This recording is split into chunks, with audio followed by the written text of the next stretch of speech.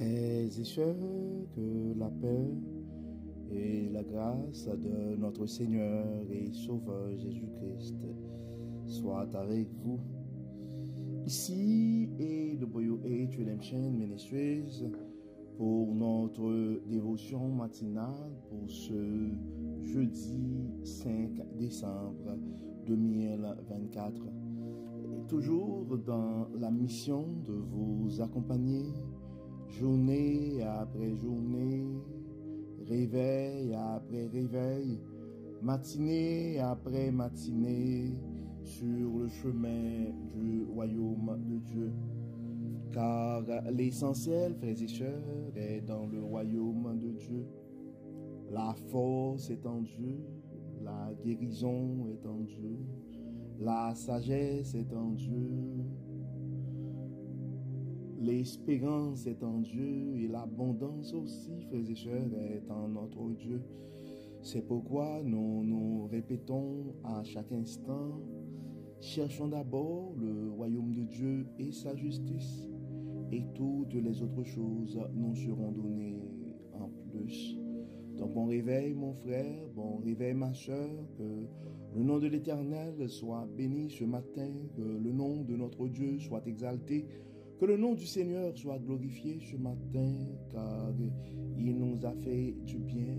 Beaucoup n'ont pas survécu cette nuit, frères et sœurs. Ils ont vu commencer le mois de décembre, mais ils n'ont pas survécu cette nuit. Ils ne se sont pas réveillés ce matin. Et probablement, c'était même des gens en bonne santé. Donc, c'est pourquoi, si Dieu nous garde en vie pour voir cette journée, donc nous devons rendre gloire à notre Dieu, car beaucoup n'ont pas eu cette chance. Et le psalmiste nous dit que tout ce qui respire loue l'Éternel. C'est sûr, frères et sœurs, la vie généralement vient avec ses lots de combat, avec ses lots d'incertitude, avec ses lots de calamités, avec ses lots de problèmes. Mais nous devons manifester une attitude de gratitude. Une fois que nous sommes en vie, ça veut dire tout simplement le grand Dieu a un projet pour nos vies.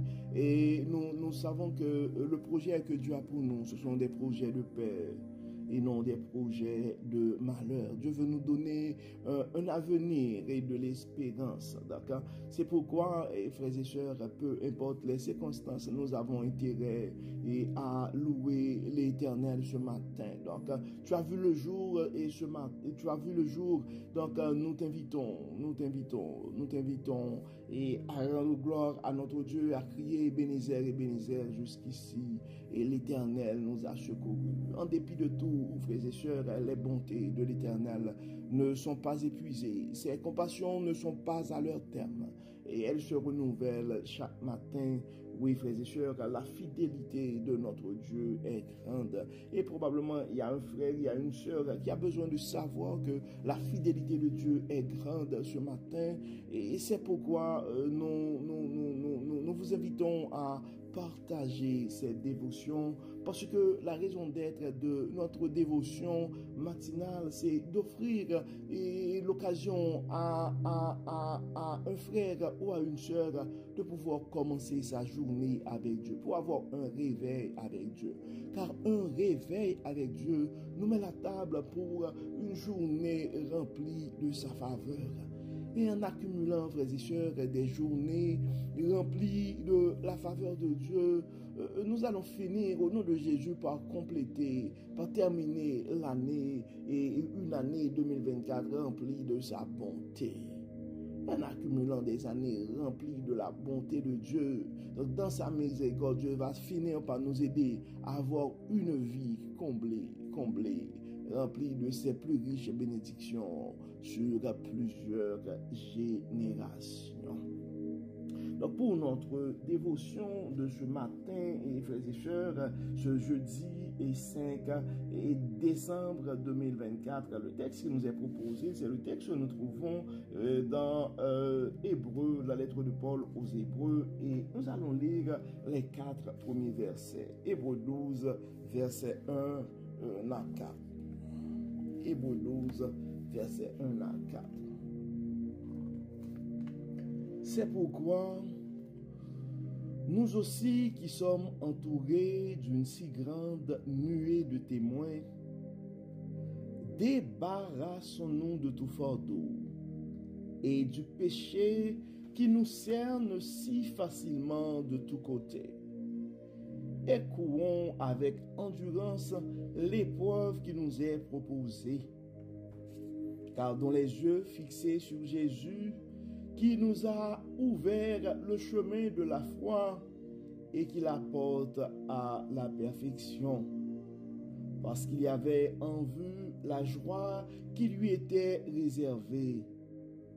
Il a enduré la mort sur la croix en méprisant la honte attachée à un tel supplice. Et désormais, il siège à la droite du trône de Dieu. Pensez à celui qui a enduré de la part des hommes pécheurs une telle opposition contre lui, parce que vous ne vous laissiez pas abattre par le découragement. Vous n'avez pas encore résisté jusqu'à la mort dans votre lutte contre le péché.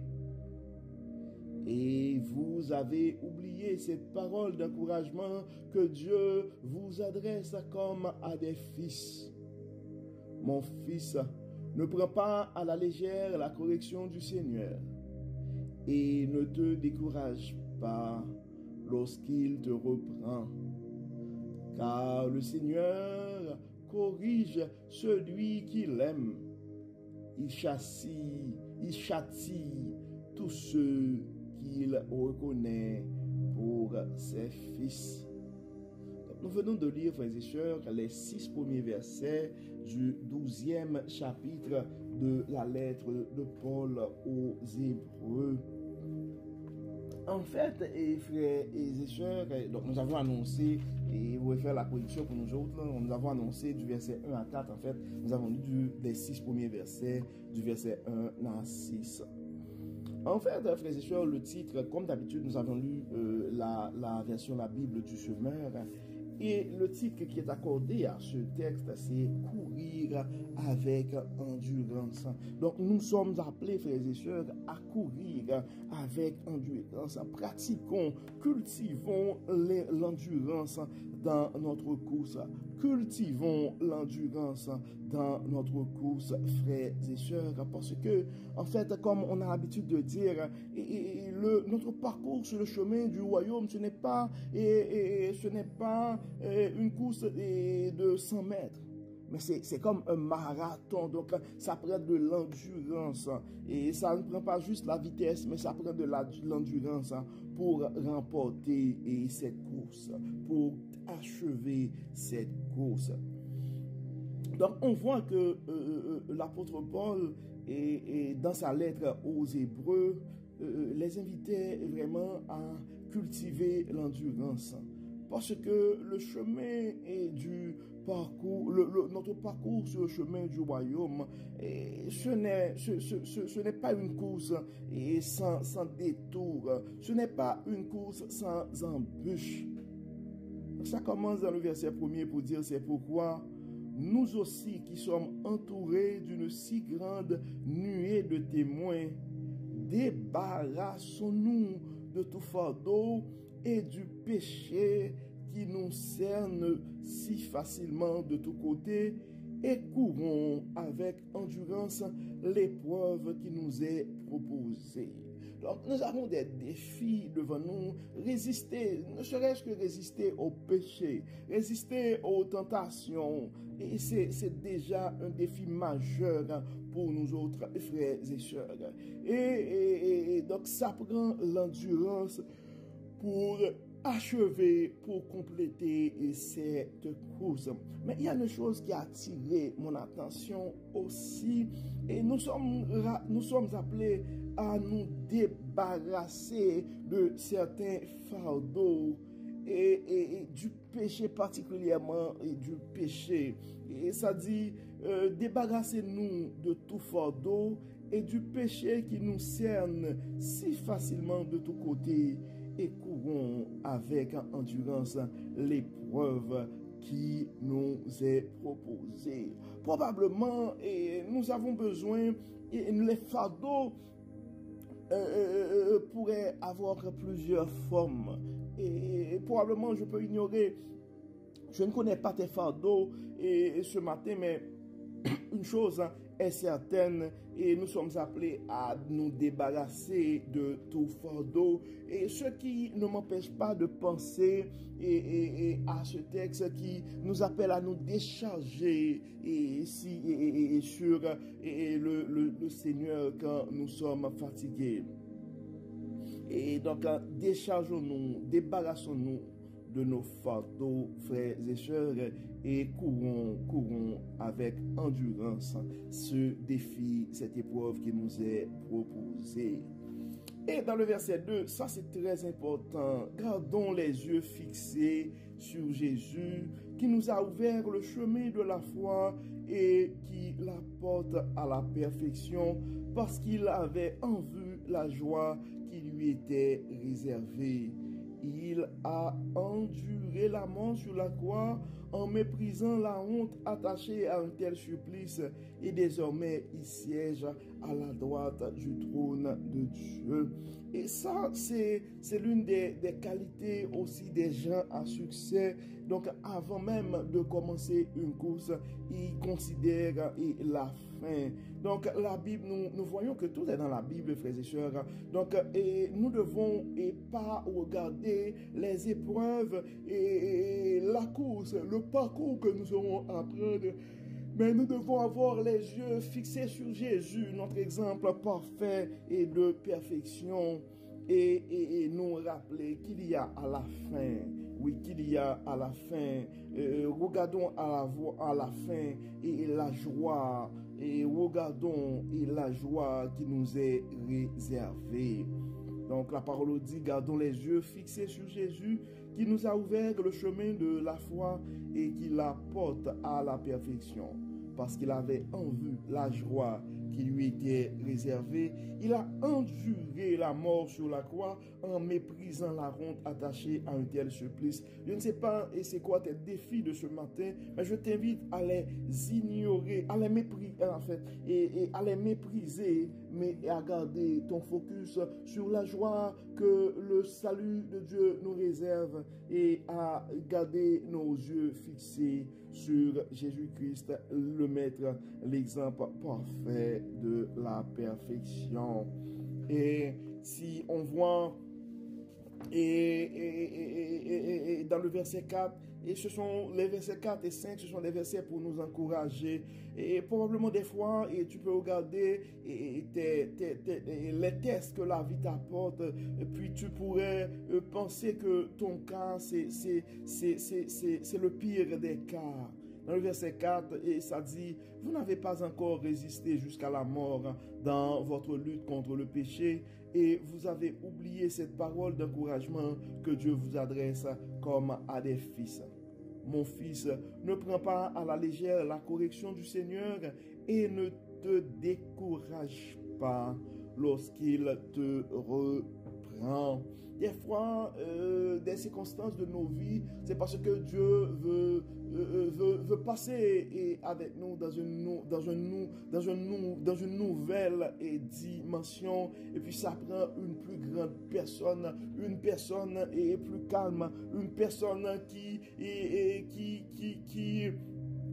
a plus de patience, plus de sérénité pour affronter les difficultés. Une personne qui ne répond pas à la provocation de l'ennemi, mais qui a ses yeux fixés sur Jésus.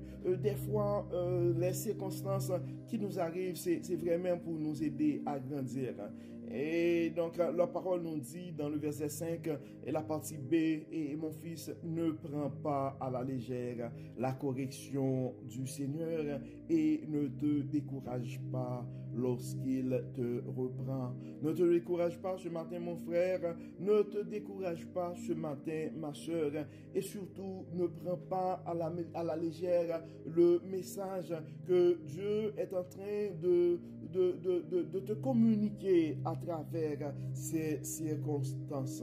Et tu dois te rappeler que tu es un enfant de Dieu et Dieu t'aime. C'est ce qu'il nous dit et dans le verset 6, car le Seigneur corrige celui qu'il aime. Le Seigneur corrige celui qu'il aime et il châtie tous ceux qu'il reconnaît pour ses fils. Donc le fait que tu sois ce matin, le fait que